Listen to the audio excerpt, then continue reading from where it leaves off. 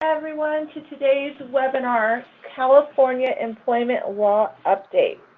This webinar is being recorded, so everyone has been placed on mute to eliminate background noise. If you should have a question, we ask that you please use the questions box located in the toolbar on the side of your screen. As a reminder, the Car Wash Show will be in Nashville, Tennessee, May 13th through 15th, and we will be kicking off things Sunday night with a members-only reception at Martin's Barbecue Joint. Registration is almost full for that event, so I ask that you please register as soon as possible. Also, please stay tuned for a new training course coming in August. It's now time to turn things over to Trevor Hodgson.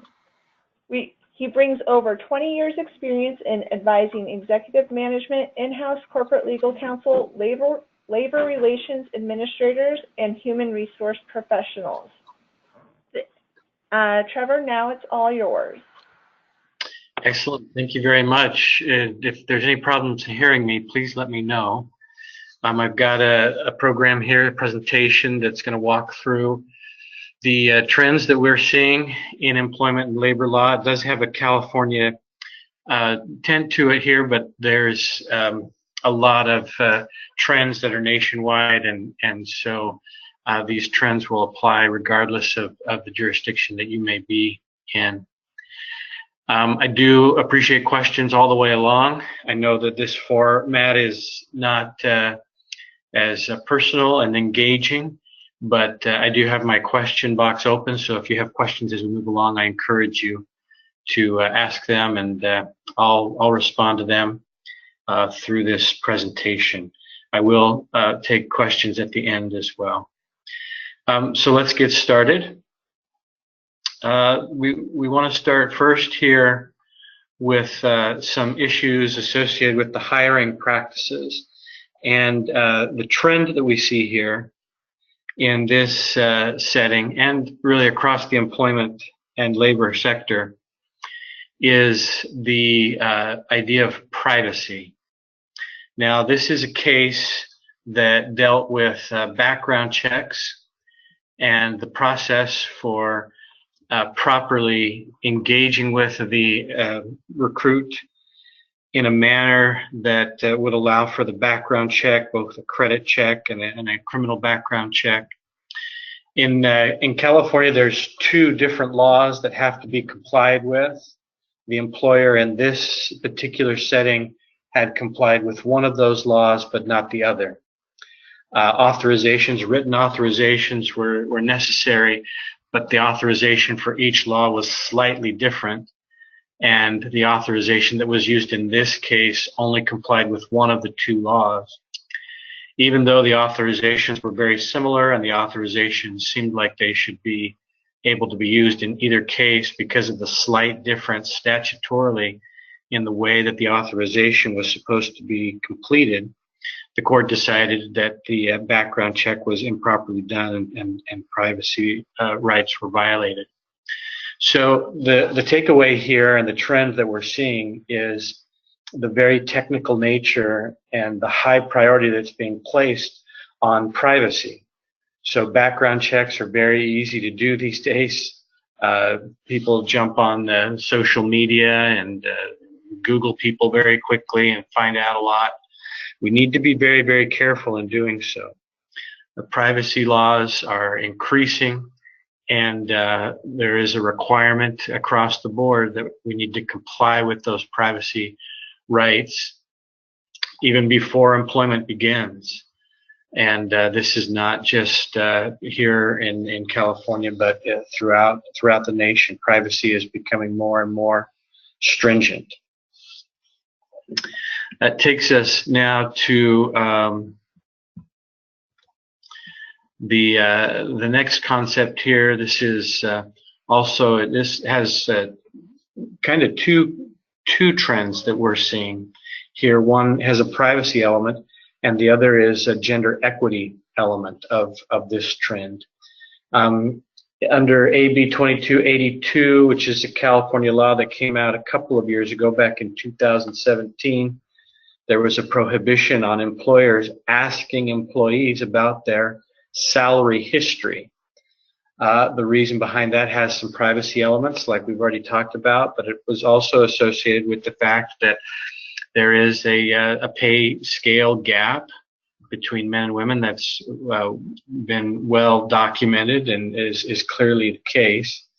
And so the idea of the legislature here was that if we perpetuate that through asking people at the recruiting, hiring stage what their salary history is, we either put them in a situation that they have to lie about it, or they continue to perpetuate this pay scale gap. So California decided that it would ban the asking of any questions about a salary history. This law was updated in 2018 so that the salary history cannot be asked about, but that only applies to applicants that are external to the organization. In other words, if someone is applying internally, we can certainly look at their salary history because we would have those records already. It also states that an applicant can voluntarily disclose their salary history. It's just that the employer cannot ask or require that the salary history be provided. Finally, the new rule says that an employer can ask about salary expectations, but cannot ask about salary history. So a small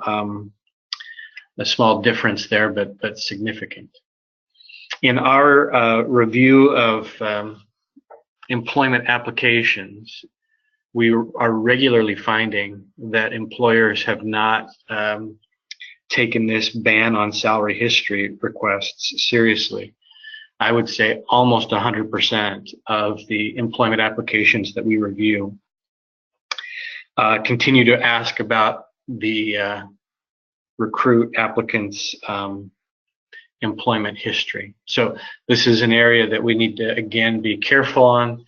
It touches on the privacy issues and on pay equity that we'll see coming up a little bit more as we move forward in this presentation. Another trend that we have seen deals with criminal history inquiries as well. This too goes to the privacy interests of the applicant. And this also is a law that came out in 2017 and then was updated most recently. The general law here is that criminal history inquiries regarding applicants can't be made until after there's a conditional offer of employment, similar to a medical examination under the ADA. So before you do a criminal history inquiry, a criminal background check, you have to give the applicant a conditional offer of employment. That's typically how it happens anyway from a practical standpoint, because we don't want to spend the money to do a criminal background check on every single applicant. There usually is a conditional offer of employment made. But the bigger issue here is that once that criminal background comes in, if it's going to be used as the reason to revoke the conditional offer of employment, then the employer has to demonstrate that it is narrowly tailored and specific to the types of duties and responsibilities that the applicant is going to be performing. That is a significant change, and there's actually quite a bit of process that must be gone through in order to demonstrate that this particular criminal history has application to this particular position.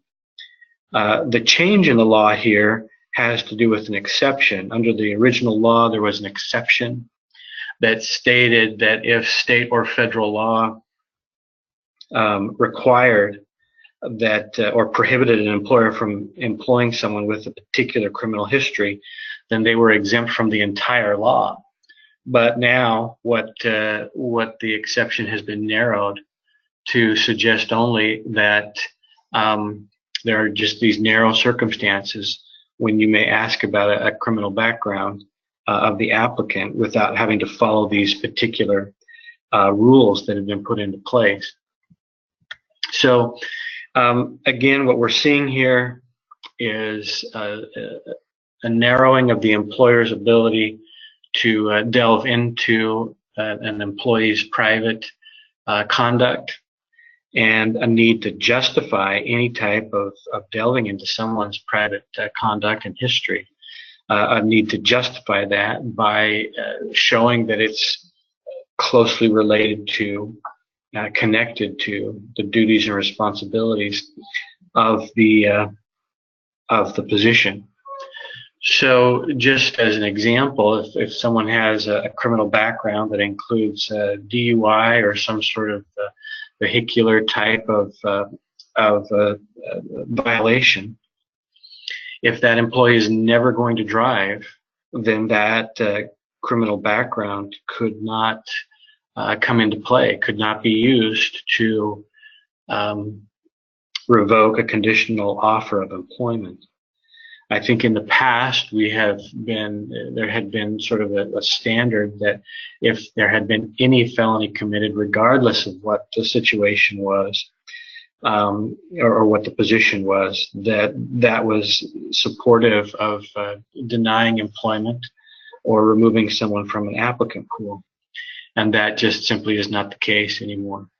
So we have to be very, very careful about general background checks, like we said before, as well as these more specific background checks with regard to criminal history.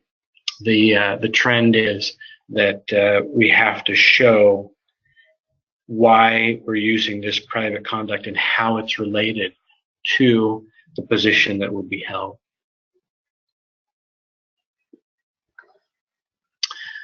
Let's see, I think there may be a question here.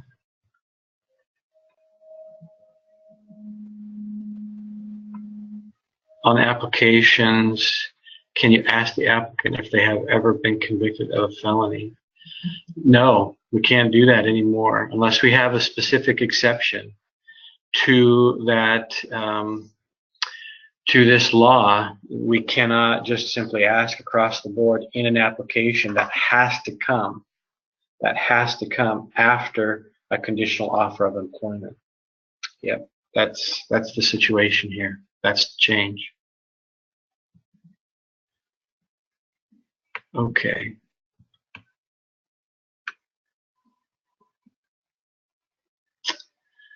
Moving now to compensation and employee classification and hours worked.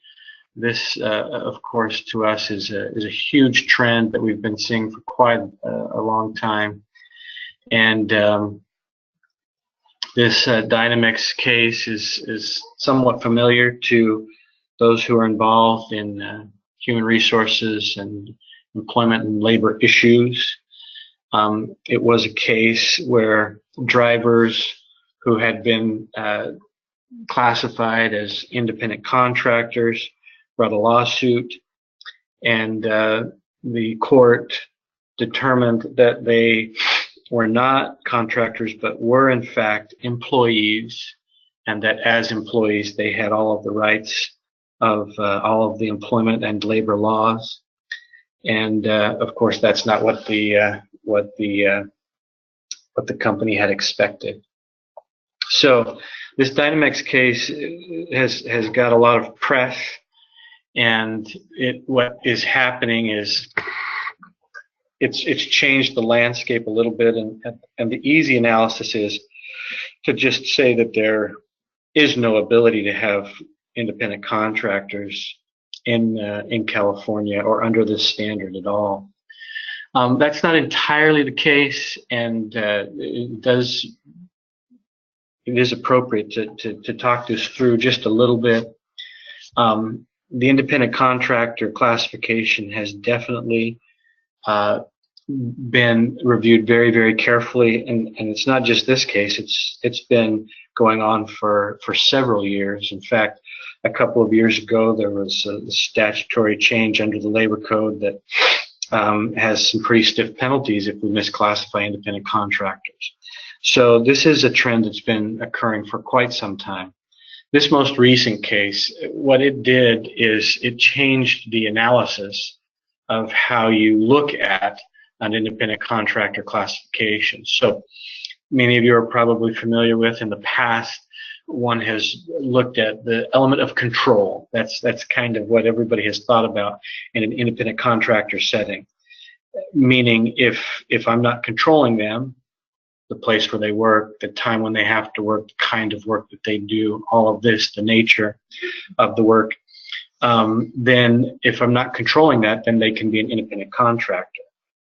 And that was a simplification anyway of the process, but of the analysis, but it was at its essence a balancing test. So you would look at all the different factors that considered control, and as you weighed them out, if there were more that weighed on the side of an independent contractor relationship, then everyone felt pretty comfortable that that balancing test would balance in favor of the contractor relationship.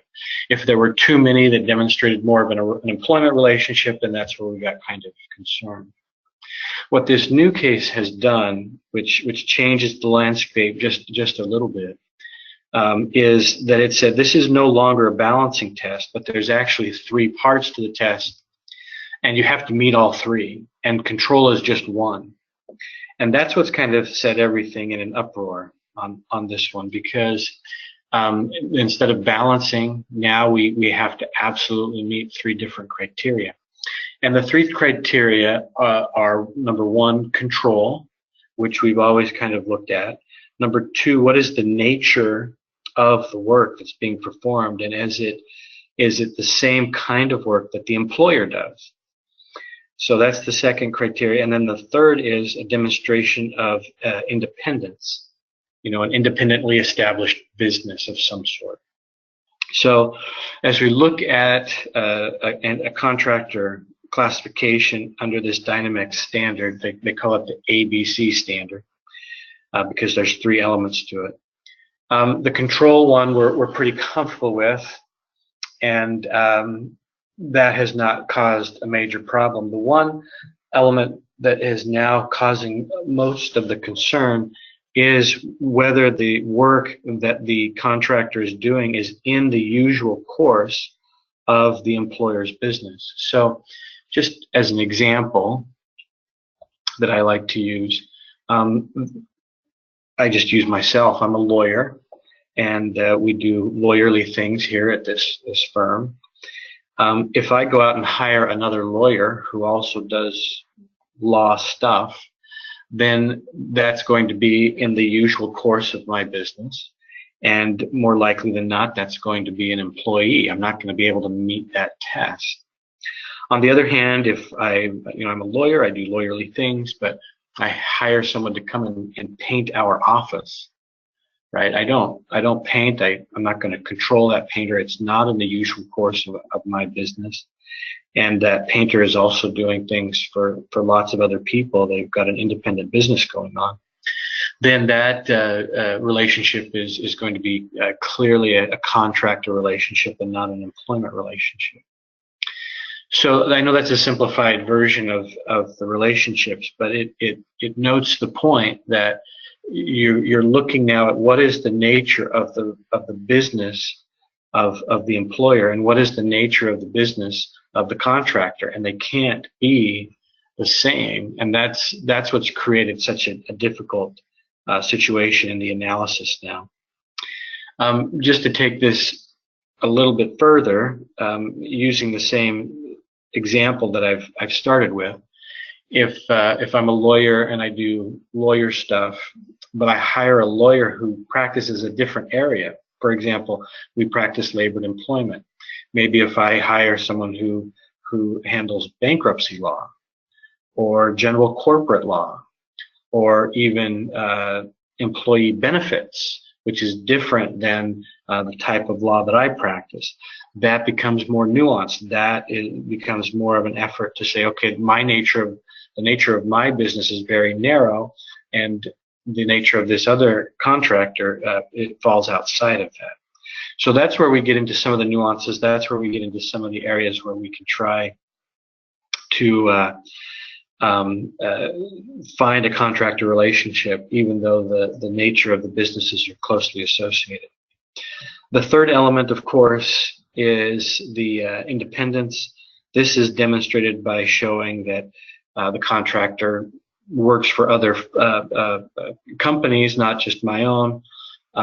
It is also shown in actual separate corporate structure that may be used from time to time when the contractor is incorporated versus a sole practitioner just using their own business social security number. That is helpful, as well as just your own website, having business cards, other kinds of solicitations and marketing, that you're not just working for one single company. So that's the Dynamex case. That's the independent contractor. The trend here is that the government wants people to be employees and not independent contractors, and they're putting laws in place to make it really quite difficult to have a contractor relationship. Okay, not seeing any questions there. We'll keep moving. This is another case that deals with compensation and classification. We put this one in because it demonstrates a little bit of the nuances that we get into as we deal with compensation issues.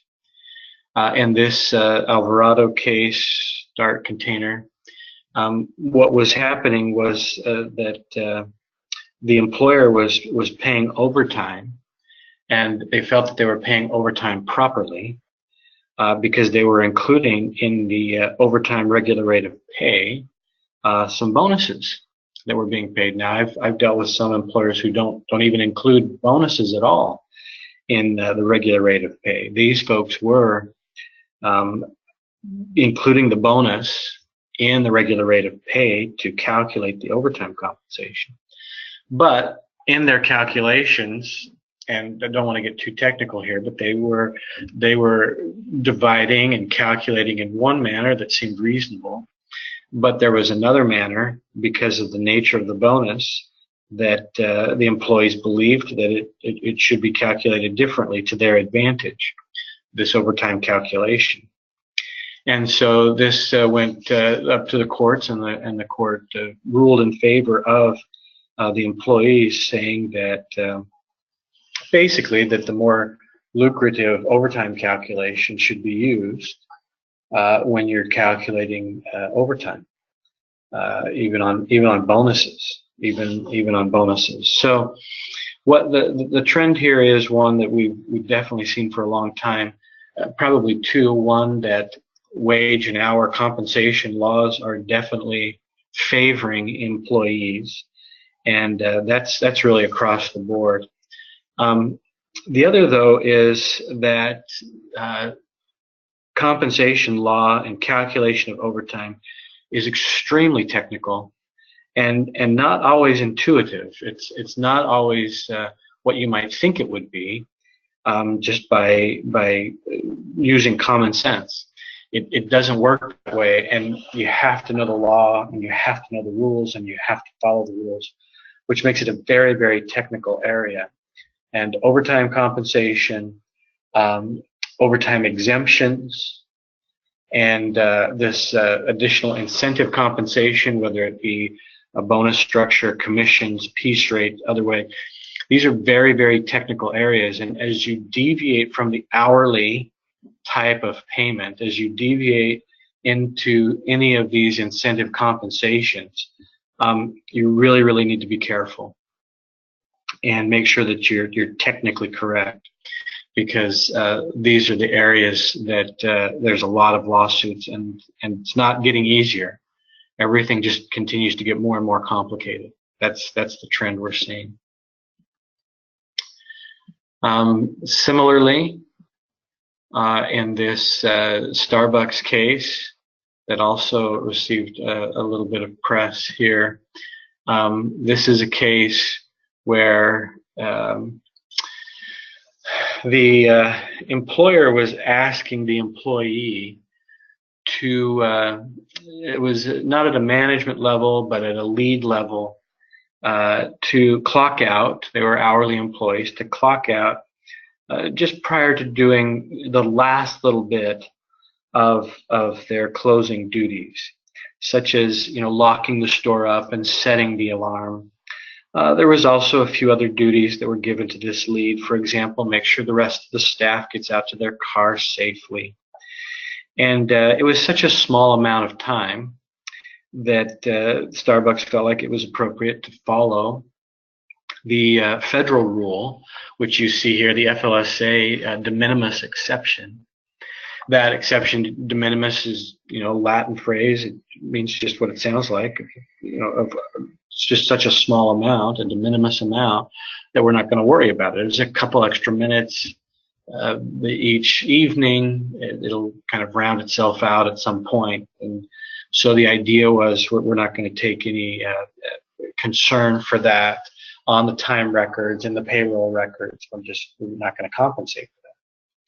As you see there on the slide, California said, no, that's not the case. There is no de minimis exception to wage and hour laws in California, which was a pretty significant change, quite frankly. And so what California, the court looked at here, was not just that it was a small amount, which it was, but that it was very regular in nature. And you see that down there, routinely working off the clock. So what the court said is, this is happening every single day, and over time, it's no longer de minimis, right? It's 2 or 3 days or 2 or 3 minutes each day, but over a period of time, over a series of months and years, that's going to be a significant amount. And when it's so many employees and so much time, we can't just turn a blind eye. So what this means for us in California, and again, I think the trend is generally applicable as well, that we've got to have very, very accurate time records. And in all of the audits that we do and all of the litigation that we handle in this area, the time records and then the matching payroll records, they are of critical importance. And so figuring out how to make sure that we track every hour that's worked, that we can demonstrate that meal periods were taken in a timely manner, that overtime is compensated properly and tracked properly. These issues are critical, and I can't emphasize enough that the accurate tracking of hours worked makes all the difference in these compliance kinds of settings, as well as when litigation comes around. So that's the point there. The other thing that is a bit of a trend, some of you may be familiar that rounding is an acceptable practice under California law, meaning that if we round up or round back based on up to a quarter hour, that is appropriate, as long as we're not taking advantage of it, right? As long as we're not rounding only when it benefits us, and not rounding when it is a detriment to us. So as long as the rounding occurs on both ends, when it's a detriment and a benefit to us, then the rule of law right now is that it evens itself out over time, and there's no significant concern there. However, this concept of no de minimis exceptions and this trend of requiring accurate time records, I think, pushes back against the rounding concept. And if you go back historically, rounding made a lot of sense when everyone was actually punching a time clock, and you had 50, 100 employees, and they all can't punch in and out at the same time. So rounding made a lot of sense when you were dealing with that. Now, when we're dealing so much with electronic types of timekeeping, and the ability for people to clock in simultaneously and all of that. The idea of rounding is really becoming less and less of a necessity, and I think more and more of a liability. So if you're looking at your payroll processes, if you're looking at your timekeeping processes, I would seriously consider, if you're doing any rounding, to eliminate that and just go off of exact hours and exact times. And one of the areas where we see a lot of issue is with meal periods, making sure that they're the full 30 minutes and that they're taken before the end of the 5th hour. They're started before the end of the 5th hour. Those are two critical areas that when you start to audit and get into litigation, those are points that are missed quite frequently. So having accurate records, auditing those aspects of it, making sure that overtime is being paid, that meal periods are being taken in a timely and proper way. The rounding can become problematic for that issue as well, right? If you're rounding back and the time record is not showing a full 30 minutes, then that could be a problem. So rounding shouldn't be a problem in general terms, but the trend is moving that way, and I would seriously consider moving away from it, as well as doing a regular audit of your payroll records and your timekeeping records, making sure that they're very, very accurate. All right, let's keep moving here.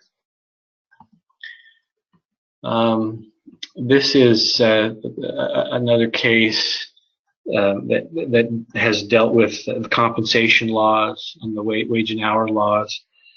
Some will be familiar with this PAGA, Private Attorney General's Act. This allows a single employee to represent all of your employees if there are certain labor code statutory violations, and they basically represent the state to get some of these civil penalties that a private employee would not be able to get. So they kind of step into the place of the state, and on their recovery, they share a portion of that with the state, but they get to keep a portion as well.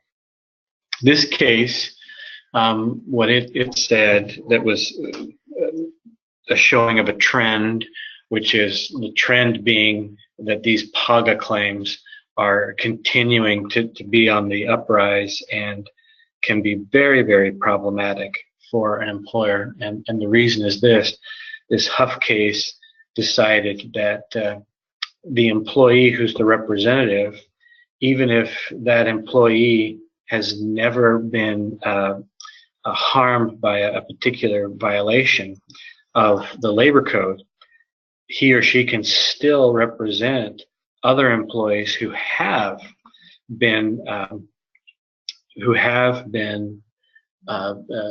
harmed by a violation of the labor code. So let's say, for example, this employee brings a PAGA claim with regard to overtime, meal and rest periods, and minimum wage. But he personally has never been harmed by overtime or minimum wage. He's only been harmed by meal and rest. What this case says is that doesn't matter. He can bring the meal and rest and the overtime and the minimum wage, as long as there's other employees in the company who have been harmed in those other ways, like overtime and minimum wage.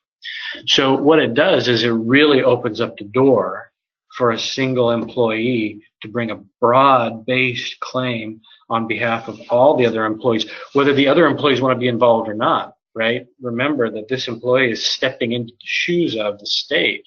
So it's just like the state's coming in and auditing everything. And so it doesn't matter whether the other employees want to be involved or not.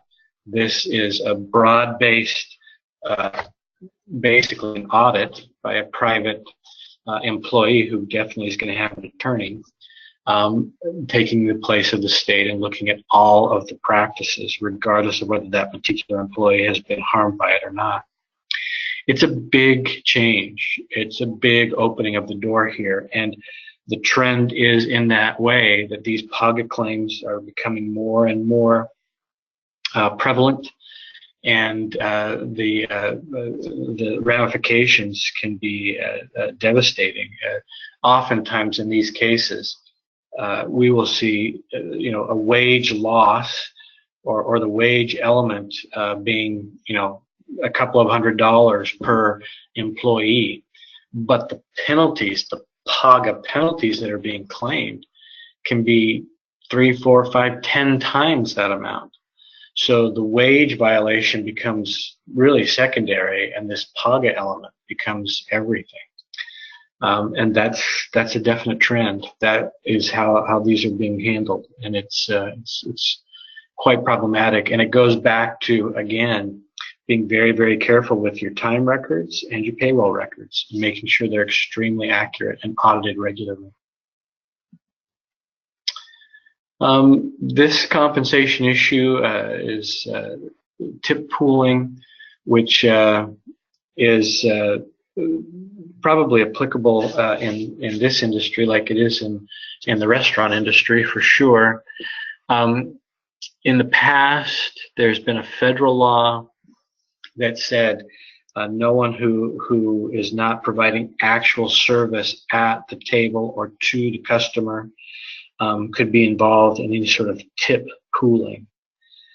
California law was not restrictive in this nature. The only restrictions under California law are that management cannot participate in tip pooling.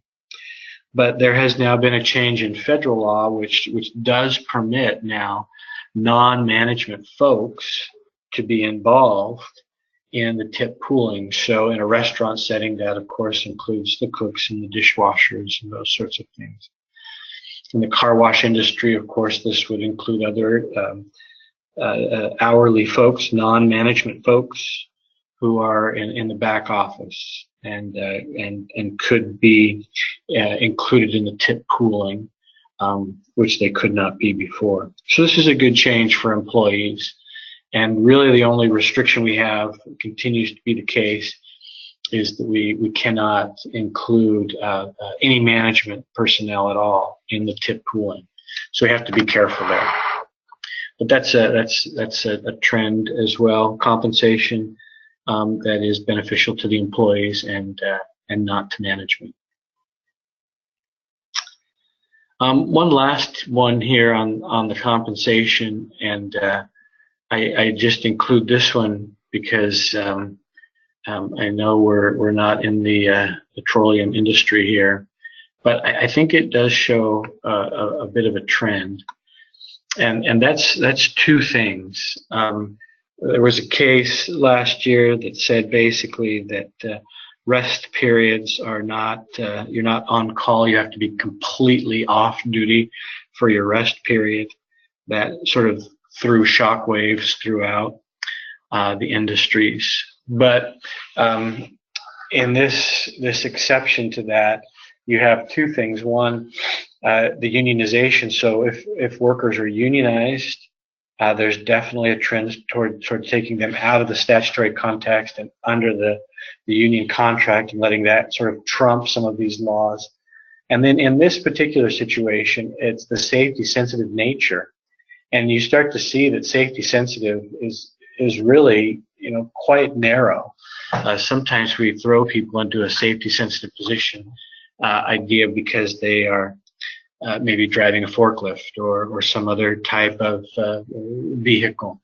But the type of safety sensitive positions that are being looked at are really quite narrow, such as hauling hazardous materials, or being in a petroleum industry where if there was a mistake, you'd have an explosion, right? This is what safety sensitive is coming to mean. So just recognizing that a trend towards these rest periods being taken very, very seriously.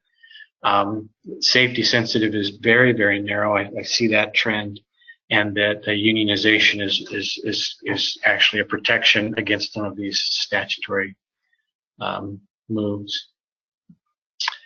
Okay, let's moving to another trend area that has become kind of a big topic.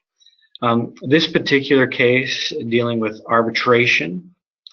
Arbitration is a way to avoid jury trial and to avoid the use of the court system. Basically, you're hiring a retired judge to hear the case and make a private decision that usually is a little bit quicker and is also not as tending towards the employee like you would get from a jury trial. This case supported arbitration. There had been an effort by a federal agency to say that arbitration was not appropriate in certain contexts. The class action context was a particular one here that they were looking at, and here the Supreme Court said no. Arbitration agreements can even defeat a collective class action and require employees to arbitrate their claims on an individual basis. It did also say that PAGA is outside of that, but true class actions can be forced into arbitration, which is definitely a benefit for the employer. But the other side of this that we're starting to see, even though arbitration is strongly recommended by us as a firm and is strongly supported in the courts, if you have watched the news much, you are starting to notice that there is a trend away from arbitration in the context of, and we'll get into a little bit of this a little bit later too, in the harassment setting, and particular sexual harassment, and the Me Too movement, and some of this pay equity that we were talking about a little bit earlier. There's been a strong movement away from arbitration there by employees and by employee advocates. And you've even seen, at least in the legal industry, for example, some of the big, large firms moving away from arbitration. And you've also seen this happening in the IT industry. Big companies moving away from arbitration just so that they can recruit people, right? Because there's such a bad taste in the mouth of some folks on this arbitration idea, as it has to do with sexual harassment in particular, but harassment and discrimination and retaliation in general. The idea being that employers want arbitration so that they can keep things quiet and under wraps and not have to go through the court system. And the courts are fine with that. They strongly uphold arbitration. But those who feel like things are being swept under the rug, and maybe rightly so, say, no, we don't want you to be able to go through arbitration. And if you have an arbitration agreement, then you're tending towards trying to sweep things under the rug. And so that's why you see some of these big companies and law firms moving away from arbitration, mandatory arbitration with their employees, so that they can recruit these younger folks often who are looking at this and saying, I don't want to be involved with anybody who has an arbitration. So from a legal perspective, very, very good defenses available with arbitration. We see all the time, if there's a good, strong arbitration agreement, that decreases the value of an employee's claim against the employer, because the attorney on the other side knows that the jury trial is not available to them. And so very strong recommendation from a legal perspective to have a mandatory arbitration agreement with your employees. But there is a pushback. There is, from the recruiting side, it appears to be some difficulty in having these arbitration agreements, and so that needs to be weighed out. But definitely a trending issue, no doubt about that. All right, let's keep moving here. Briefly, we're going to talk about leaves of absence. Oftentimes, leaves of absence dominate these kinds of situations. We had the paid sick leave a couple of years ago, and then a lot of changes there. A trend we're seeing here, this is with the paid family leave, which is actually under California law. This is a benefit that is derived from payroll taxes, and so. But the trend here is that as you move into the leave of absence area, you see certain things being protected. First and foremost is medical conditions. Medical conditions have the greatest amount of protection. Multiple laws, from workers' comp laws to FMLA to ADA, these are all protections and provide a leave of absence and protect leaves of absence for people on a medical leave of absence. The next step, usually after you get to medical types of conditions being protected leave of absence, is then a family relationship leave of absence. You see that under the FMLA and the California Family Rights Act, where both family medical conditions and also the birth of a child and kind of these maternity, paternity leaves of absence are then protected. And then the next step seems to be, and you see this under the FMLA and you see this here, is then active military leaves of absence also receiving a great deal of protection. So you see this trend, and the trend continues to protect certain segments that have this preferred treatment. And oftentimes the leaves are unpaid, but they still are protected in that reinstatement rights and oftentimes insurance rights and seniority and those sorts of rights are protected, and an obligation in many situations to bring someone back or have a very, very good reason that you're not. Leaves of absence are very complex and oftentimes require a great deal of special consideration and communication. And just, one other point on leaves of absence, and we'll move past this, but it's all about communication early on and figuring out what laws apply and early on communicating what the terms and conditions of the leave of absence are going to be. These folks continue to be employees. It's not wise to terminate someone who's on a protected leave of absence. And so you just need to set up the terms and conditions properly, and that needs to be done through proper communication. Okay.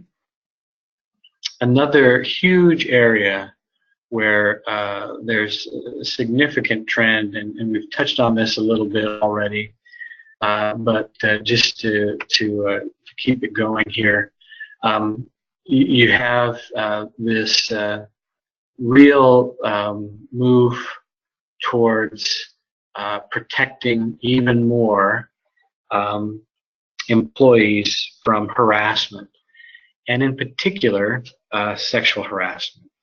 So this is a slew of laws that came into effect at the beginning of the year. You see here a number of things that expand the Fair Employment Housing Act and require that sexual harassment and harassment in general be taken seriously. So some of the expansion has to do with making sure that non-employees are also included, and harassment by non-employees, so that would be customers, vendors, benefit providers. All of those folks are encompassed in as part of the employer, and the employer has an obligation to make sure that those harassment actions are not permitted. You see here that there's again a trend towards not being able to release certain claims. Again, trying to avoid things being swept under the rug, and not being able to just release claims for a monetary payment, and that such provisions are unenforceable and contrary to public policy. An effort to make it more difficult for a defendant to be able to recover attorney's fees. These are the trends towards trying to strengthen our harassment laws, which were already pretty strong to begin with. And it becomes more and more difficult to defend against these harassment claims. And what that means in a litigation setting generally is that you got to settle these, because going to a jury, if you don't have an arbitration agreement and you're going to be in front of a jury, you can get hit pretty hard on some of these claims. This you see is an additional expansion of the sexual harassment laws to include other non-employees, elected officials, investors, anybody that could be involved in the employment relationship. So an expansion there, of course. In the settlement agreement itself, as you settle these claims, efforts to try to maintain confidentiality, avoid the disclosure of certain factual information. These are being prohibited as well, again, so that you can't sweep things under the rug. Really trying to keep things in a way that would allow transparency and for things to be dealt with in an open court type of setting. And this continuing on even to testimony. You can't have a settlement provision that says you can't testify in a criminal conduct or sexual harassment setting. Even if you're signing away your rights, your own rights, you still have to be able to testify in these settings. And one of the big things for employers now is the training that has to take place. The training used to be for employers, mandated training on sexual harassment used to be if you had 50 or more employees. Now the law has reduced that down to 5. So virtually every employer is going to have to train its management and rank and file employees on sexual harassment. And this training needs to be interactive, and there's a lot of services I've seen coming into play to try to do this harassment training for the employers, because there's a big jump in that's going to be coming up for sure. Additional expansion on the sexual assault side, expanding the statute of limitations so that even very old claims could be brought back to a litigation setting. So all of that is clearly a similar trend of making sure that sexual harassment is eliminated in the workplace. This is similar to the pay equity issues that we were talking about early on.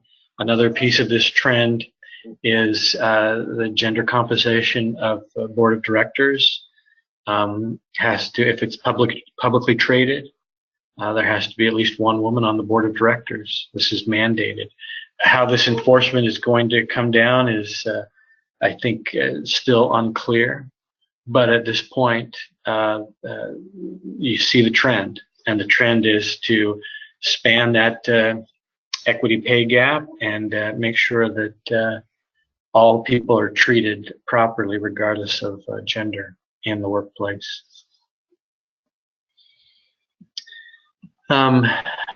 Lactation accommodation is one that we've actually seen quite a bit of work on. There's obligation now to make sure that not only is there a reasonable amount of time, but a reasonable location in close proximity to the work area for nursing mothers to be able to lactate, and this accommodation is again trying to make the workplace more suitable for women and mothers and those who are trying to care for their children. Definitely a continued trend here. A couple of other items that we'll move through here quickly as we come to the end of our time. This has to do with discrimination, immigration issues. A national origin has always been a part of the discrimination laws. This has expanded. You see there down at the bottom, a national origin definition is expanded to include attendance at certain schools, temples, churches, mosques, other religious institutions. So national origin is being expanded to include more and more potential protections for employees. English-only rules, which go along with this national origin trend, immigration issues is an English-only policy is very, very limited. If you're going to have an English-only policy, you've got to be able to justify it, make sure that it's narrowly tailored, that there's a business necessity involved here, and that you've given proper notice to employees. So English-only rules, national origin is expanding. English-only rules are narrowing, and that's definitely a trend. You may remember in California a year or so ago, there was an effort to keep employers from cooperating with immigration services.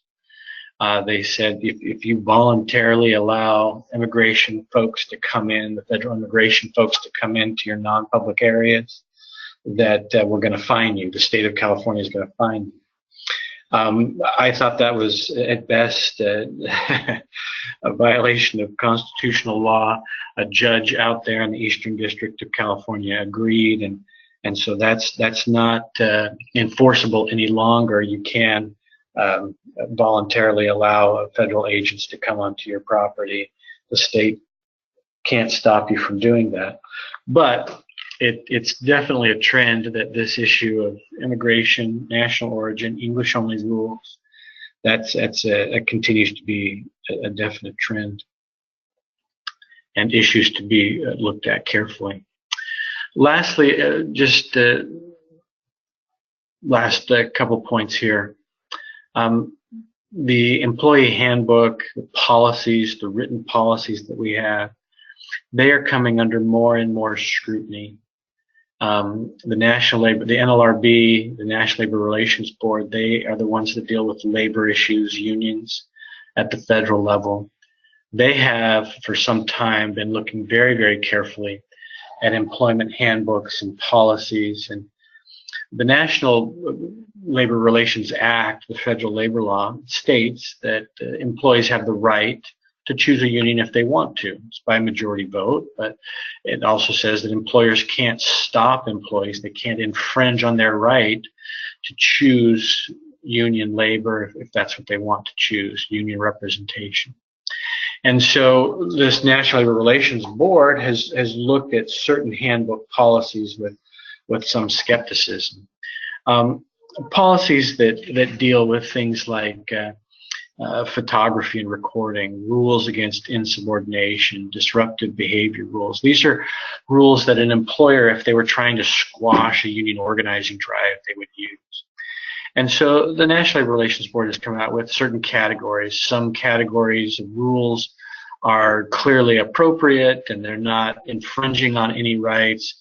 Then there's rules that you have to look at carefully on a case-by-case basis, because they might touch on things like how do you interact with the media, or broad claims that you can't say anything negative about your manager. Things of that nature might be needed to look at on a case-by-case basis, because that might infringe on your right to unionize if you wanted to. And then they have a third category, which of course are rules that, say you can't talk about your wages at all, or you can't join any outside organizations, and those are clearly unlawful.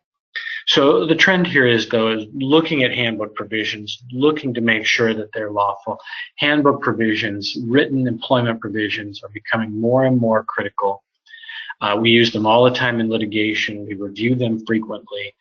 There's lots of changes that occur on a regular basis. And so compliance with our record keeping, compliance with our written policies continues to be an issue. And just this last point as we close up here, what we are seeing on the litigation side is the plaintiff's bar will, without any concern whatsoever, ask for and demand employee records, both these payroll records, which have to be given in 21 days, as well as personnel file records, which have to be given in 30 days. We see these kinds of requests come through on a daily basis, and it's just a fishing expedition. And they know that they have a right to them. There's certain penalties if you don't meet the timeliness in providing these records, and they're just fishing. They're just trying to see if there's any claims out there.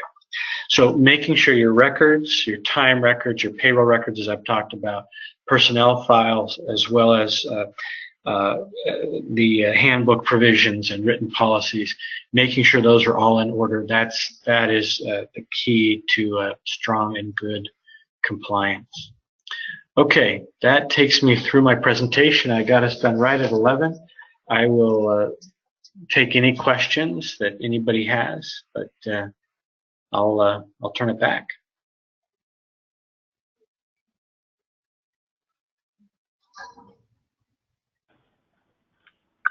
All right, Trevor, it doesn't look like we have any questions.